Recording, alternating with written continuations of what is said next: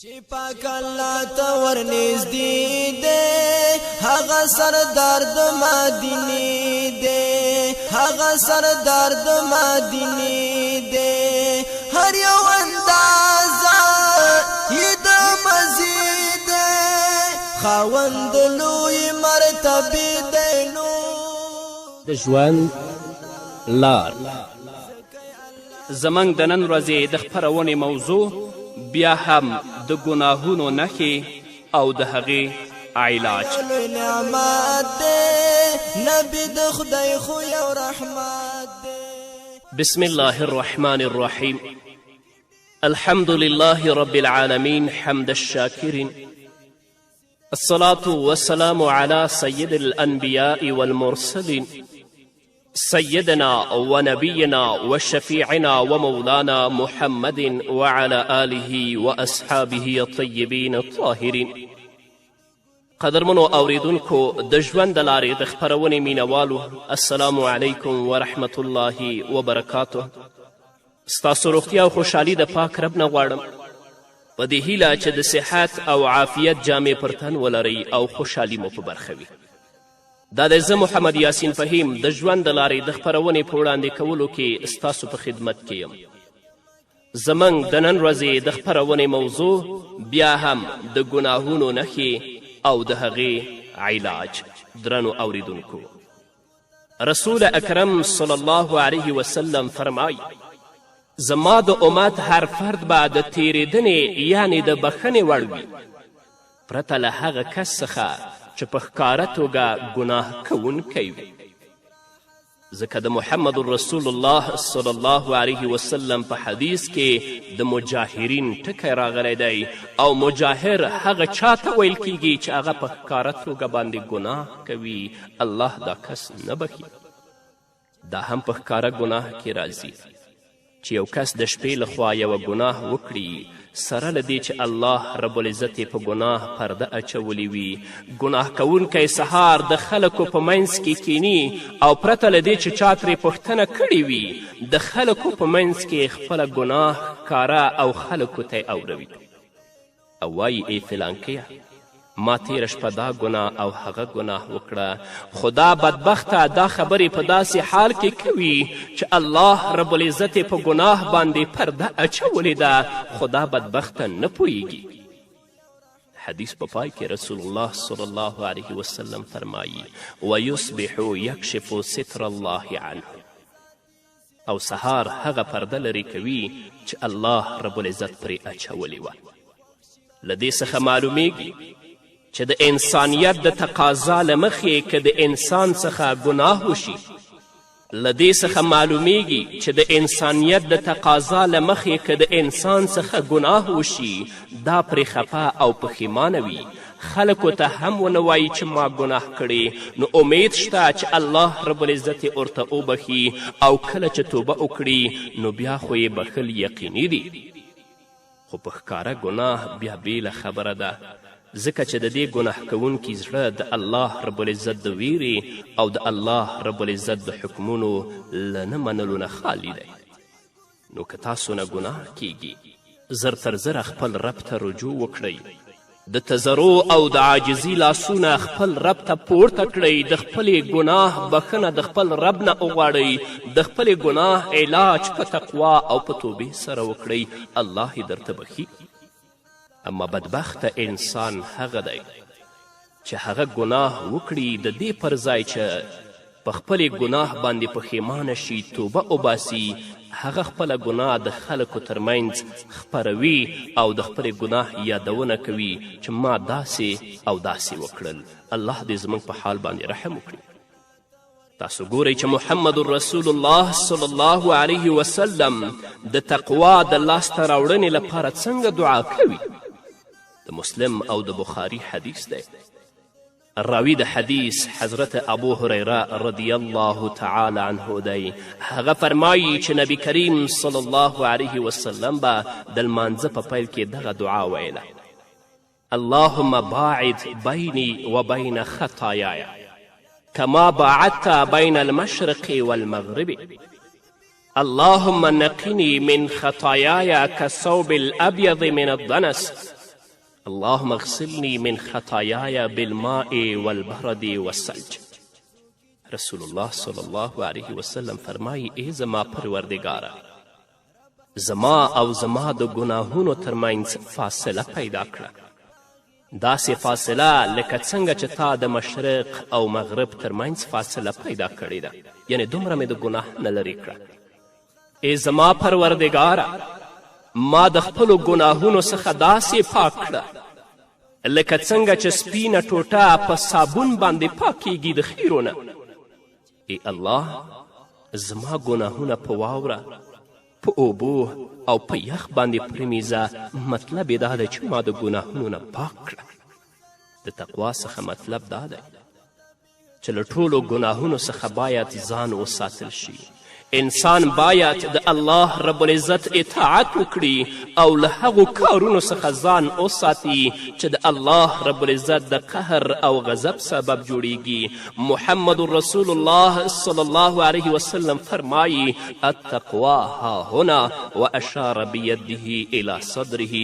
رسول الله صلی الله علیه وسلم په خپل لاس خپلې سینې ته په اشارې سره وایي تقوا دلته ده، یعنې په خپل زړه کې د الله رب العزت ویرې ته ځای ورکړه، د الله په اوامرو د الله په احکامو باندې عمل وکړه او هغه څیزونو نه چې الله رب العزت منع کړي د هغو نه ځان وژغوره. تل لپاره د الله رب العزت د رضا په لټون کې اوسه.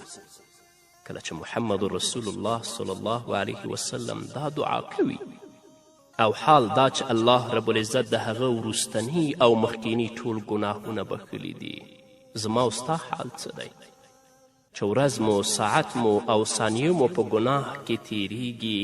راځئ الله ته رجوع وکړئ. هغه دعا چې محمد رسول الله صلی الله علیه وسلم کړې ده هغه ځان ته یاده کړئ تر څو الله رب العزت موږ او تاسې د ګناهونو نه پاک کړي. ځکه هغه کسان چې د ګناه نه توبه نه کوي خپل ژوند په فساد، په منکراتو او په فجایعو کې تیروي. الله رب العزت د دې خلکو نه انتقام په جهنم کې اخلي. د ابن ماجه او د ترمذي یو حدیث ده، په هغه کې رسول الله صلی الله علیه وسلم فرمایي رسول الله صلی الله علیه وسلم فرمایي چې تاسو د خپل رب نه دا سوال کوئ چې الله د جب الحزن څخه تاسو ته پناه درکړي. صحابه کرام محمد رسول الله صلی الله علیه وسلم ته عرض کوي ای د الله رسوله، جب الحزن څه شی دی؟ محمد رسول الله صلی الله علیه وسلم د صحابه کرامو رضی الله تعالی عنهم په ځواب کې فرمایي د دوزخ یوه څا ده، داسې څا چې له هغې څخه دوزخ هم د ورځې 400 ځله پناه غواړي. بیا صحابه کرام رضی الله عنهم د نبی کریم صلی الله علیه وسلم نه پوښتنه کوي ای د الله رسوله دې ته به څوک ورځي؟ محمد رسول الله صلی الله علیه وسلم په ځواب کې ورته فرمایي هغه د ریاکارو قاریانو لپاره تیاره شوې ده چې د خپلو اعمالو ښودنه کوي او د الله رب العزت په وړاندې تر ټولو ناخوښه هغه قاري دی چې له ظالمانو سره راشه درشه کوي. طبراني په یو روایت کې راځي په دوزخ کې یوه کنده یا یوه څا ده چې له هغې څخه دوزخ هم د ورځې 400 ځله امان غواړي. دا کنده او څا د محمد رسول الله صلی الله علیه وسلم د امت د ریاکارانو لپاره تیاره شوې ده. نو درنو اوریدونکو، د الله رب العزت د عذابونو نه وویریږئ، په کړي ګناه باندې پښیمانه شئ، د تضرع او د عاجزي لاسونه خپل رب ته پورته کړئ. امید دی چې الله رب العزت ستاسو ګناهونه ستاسو لپاره وبخي. او که خدای مکړه ژوند مو په ګناه کې تیریده او تاسې په خپل ژوند کې د توبې فرصت بیا نه مونده، د الله رب العزت د رضا لپاره ستاسو عملونه نه ول، نو بیا دغه عذابونه دي او دغه ګناهګاران دي. الله دې زموږ په حال باندې رحم وکړي. په ځانګړې توګه الله دې د علماو او د قاریانو په حال باندې رحم وکړي. هغه د دین علم چې دوی یاد کړی یا هغه د الله رب العزت کلام چې دوی یاد کړی باید په دې باندې د دین خدمت وکړي، د دین خادمان جوړ شي، دا نه چې ظالمانو او د دین او د اسلامیت دښمنانو سره راشه درشه وي او ځان نه درباري جوړ کړی.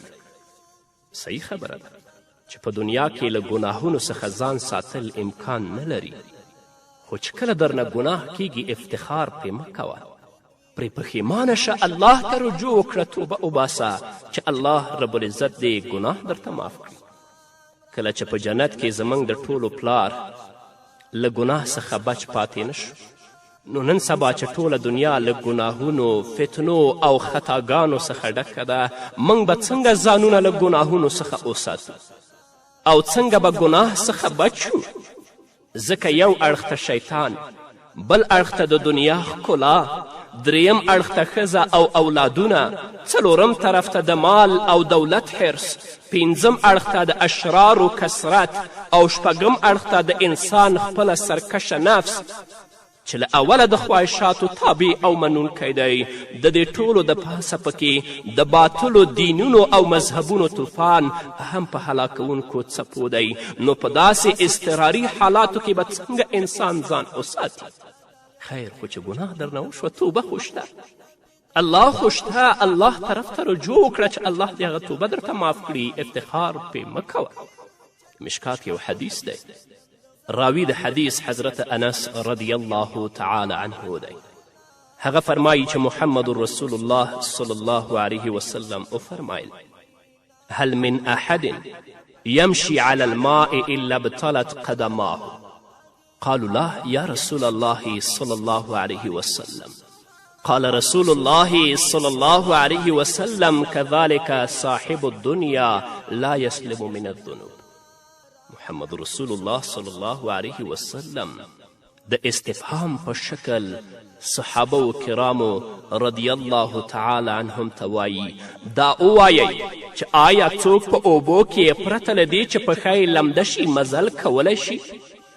صحابه کرام رضی الله تعالی عنهم محمد رسول الله صلی الله علیه وسلم ته په ځواب کې وایي، ای د الله رسوله مزل نشي کولی.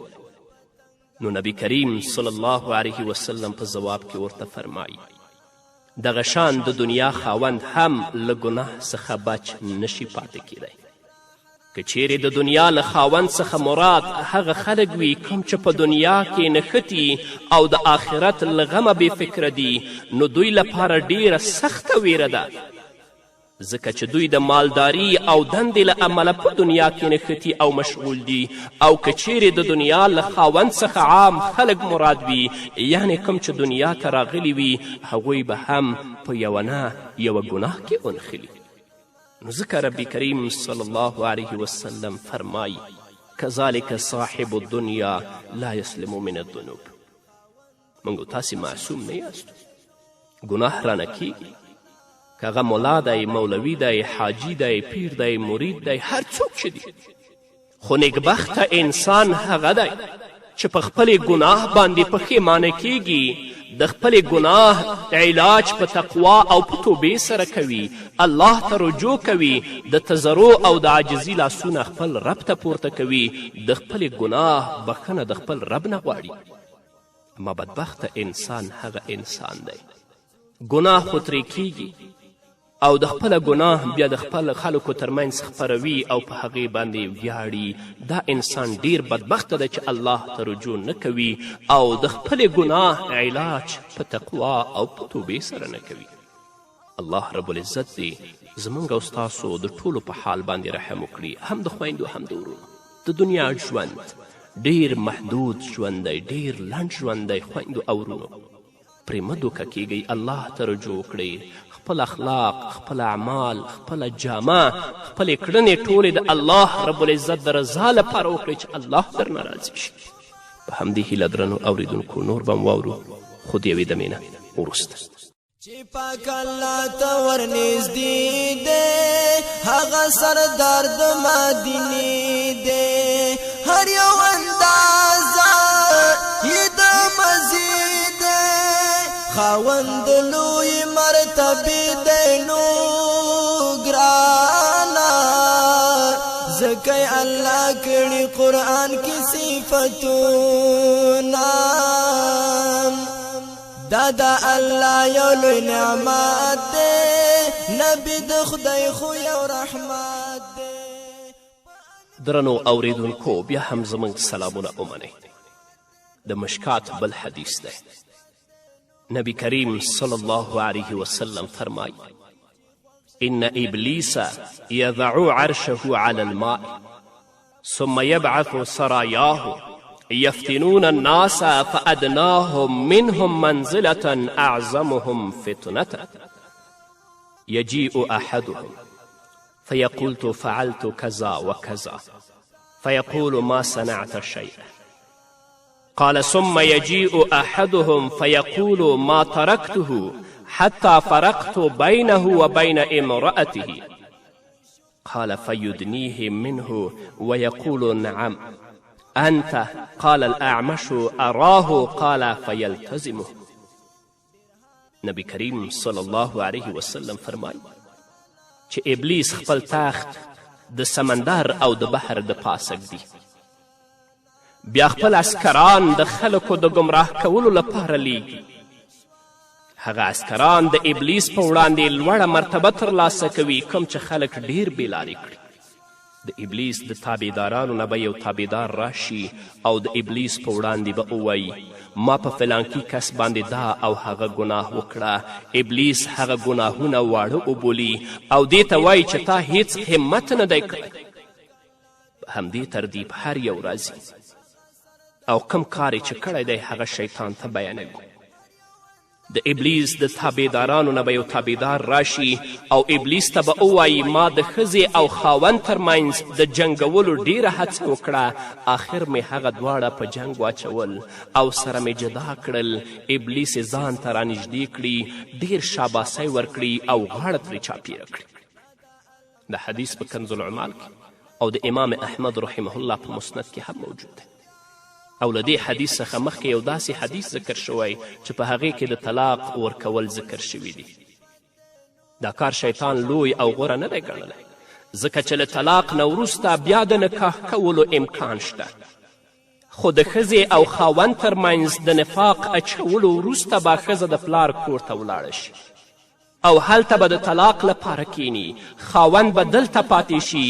په منځ کې به ښځه او خاوند دواړه خپلې اړتیاوې له حرامو لارو څخه پوره کوي چې همدا ډیر لوی جرم دی. کله چې ښځه آزاده شي او د پلار کور ته ولاړه شي نو د دې عبادت هم نامنظوره وي. بیا له یو بل کس سره آشنایی پیدا کړي او له همغې سره اخلاقي فساد وکړي او د زنا ور اخواته کارونو باندې لاس پورې کړي، له همدې لارې ناجایز اولاد په خیټه شي او آخر خبره د حرامي زوی تر وژلو ورسیږي.